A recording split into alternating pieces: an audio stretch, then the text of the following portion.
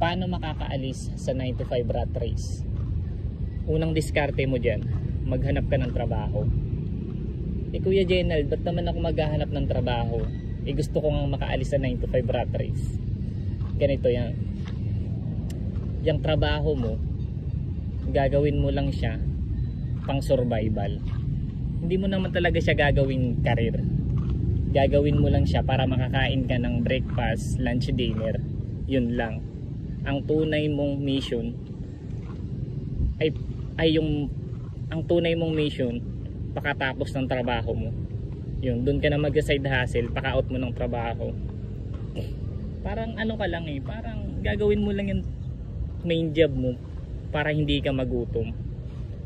Wag kang ma-attach sa job title, sa sahod, sa respect din sa trabaho mo. Gagawin mo lang siyang pangkain para makakain ka. Yun, ang tunay na flex ay time freedom.